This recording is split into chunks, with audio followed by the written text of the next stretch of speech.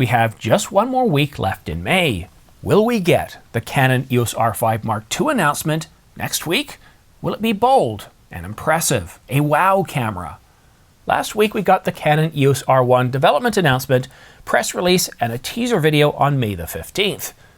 While we didn't get any announcement on May the 21st about the Canon EOS R5, Canon Rumour says that the third date we've been told about will occur next week, though they continued saying, "We have not confirmed this 100% at the time of writing, so we'll see on this one." And all signs have been pointing to a major Canon EOS R5 Mark II announcement before the end of May. Canon Rumours has said all along that expect something before the end of May, and well, we got the R1 development announcement, but as far as the R5 Mark II, nothing. Nothing at this point. At Thursday early morning has been scheduled by Canon in terms of a full-blown announcement. And my sources said that, well, the Canon EOS R5 is going to be announced, but we're going to get that full-blown announcement in July, not in May. But Canon Rumours went further, stating, "We do know a few things about the Canon EOS R5 Mark II, but we're unable to publish it at this time. But I can assure you, we don't have long to wait, and the wait will be worth it."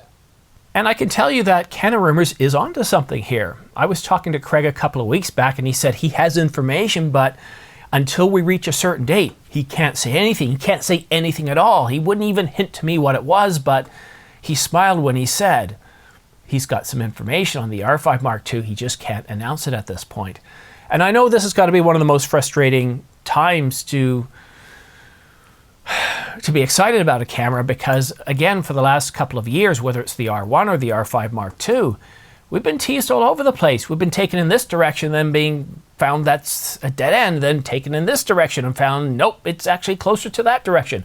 Flip-flopping back and forth in terms of capabilities. 61, 45, 62, 45, stack sensor, BSI, stack sensor, and we're back to stacked again. I get the frustration. I know you're frustrated because I am too. When you tune into these videos to get information and you're hoping to get the God's honest truth, facts as we know it today, I know how frustrating it is when we're unable to confirm it or those confirmations turn out to be false. It's worse for me. I don't want to put anything out there that isn't valid, that doesn't have an air of accuracy to it. I don't know if something's coming next week. I've heard nothing from my sources indicating that something is coming next week, and I really wish I had something. But, well, it's not that I don't know anything. That source I told you about that said we're having a July announcement for the Canon EOS R5 Mark II? Well, to reiterate what I said last week, my source said the R5 Mark II will be an absolute wow camera. Those who are undecided whether to have the R5 or the R5C will no longer have any doubts. And those quotes really do excite me, because when I was talking to this source, I prodded and asked for a little bit more information and got a little bit more context around this. And when we actually got the R1 development announcement, as my source told me we would the following day, that really upped the credibility of this source. So now this is starting to fit. It's starting to make sense that we could have a full-blown announcement of the R5 in July like we did with the Mark I, and that we could potentially still have a development announcement for the Canon EOS R5 Mark II next week. Now, my sources haven't come forward and told me anything, but Canon Rumours did double down on their expected capabilities and how they see the R5 Mark II in relation to, well, the Canon EOS R1, much in the same way that we see the Nikon Z8 and the Z9. Well, it's obvious that the EOS R5 Mark II and the EOS R1 won't be as closely related as Nikon's terrific Z8 and Z9 brothers. There will be an awful lot of overlap in technology inside these cameras, most notably the image sensor and its capabilities. All signs are pointing to the sensor being a technological star of the show. And to clarify, and this is important here, folks, they won't have the exact same sensor as far as resolution and whatnot, but they will share capabilities. And that's a very good point brought out by Canon Rumours.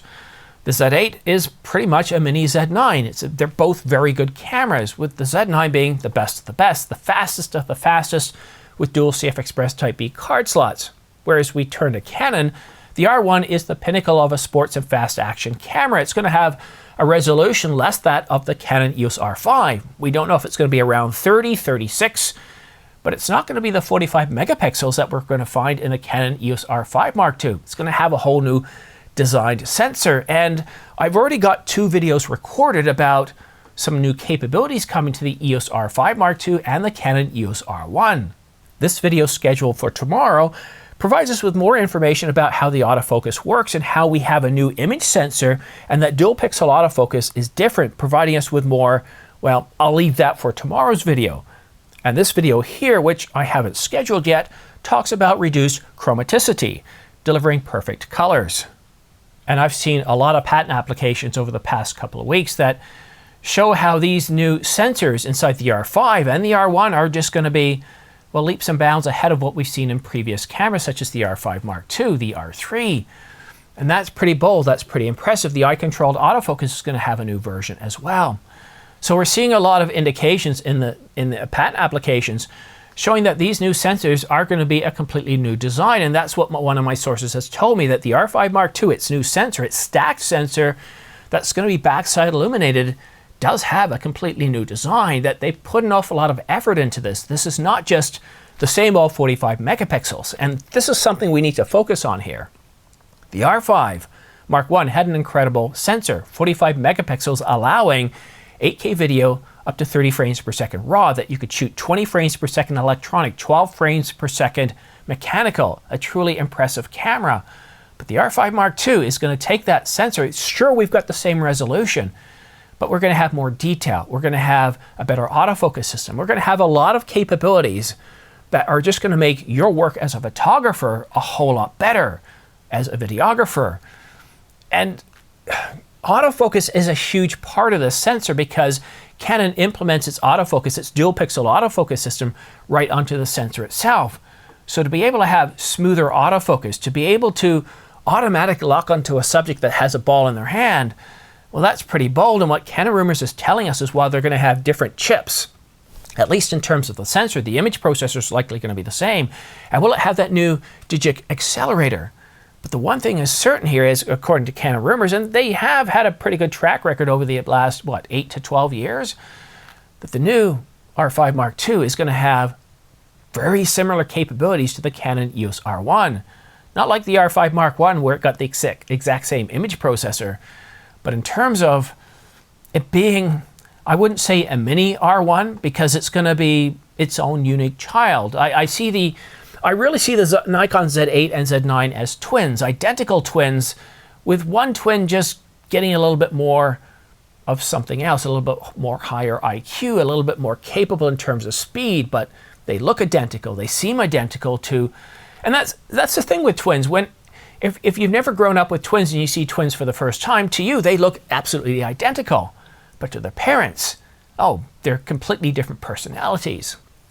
But when it comes to the R5 Mark II and the R1, you might call them twins, but they're not identical twins. They were born on the same date at the same time, but they are very different. They look different. They're unique in terms of what their interests are.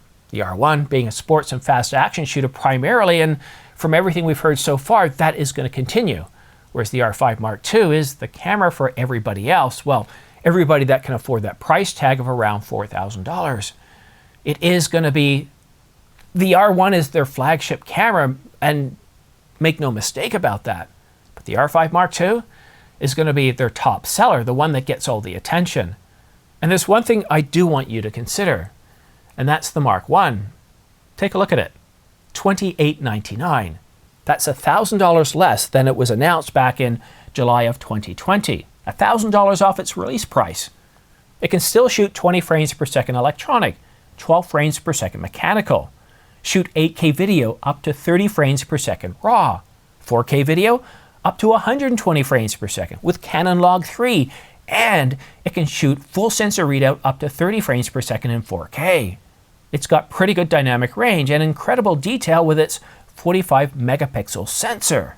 And the R5 Mark I was the best camera in 2020, completely leapfrogging the competition, forcing everybody to reevaluate what they were putting into their cameras. And here in 2024, Only the Nikon Z8 and Z9 best the Canon EOS R5 Mark II. But even when you hold up the R5 Mark I against the Nikon Z8 and Z9, you don't look at them and go like, oh, I need a new camera. You look at them and go, yeah, those are nice cameras, but you still have that kind of smug smile going, yeah, but I had mine 4 years ago and it's still producing really, really well.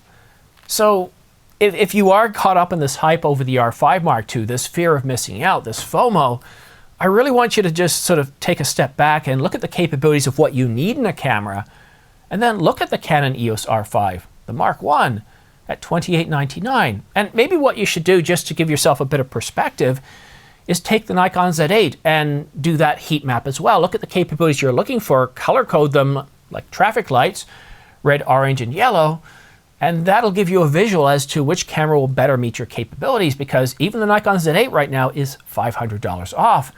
And if you're looking at getting into these cameras for the very first time, I recommend loading up on CF Express Type B cards instead of even V90 SD cards, because the price of them, well, has never been better. A 2 terabyte Angelbird CF Express Type B card, $449. That's a 2 terabyte card. And the 1 terabyte card, $199. And we're talking about sustained write speeds of over 1,000 megabytes per second. I think 1.3 megabytes per second sustained write speed. More than fast enough for anyone out there. And these guys custom design and build their own chips in Dornbirn, Austria. They don't take chips from Samsung or anybody else. Everything is done in-house, and it's a pretty impressive operation. I've been using their cards since, I don't know, 3 years ago consistently.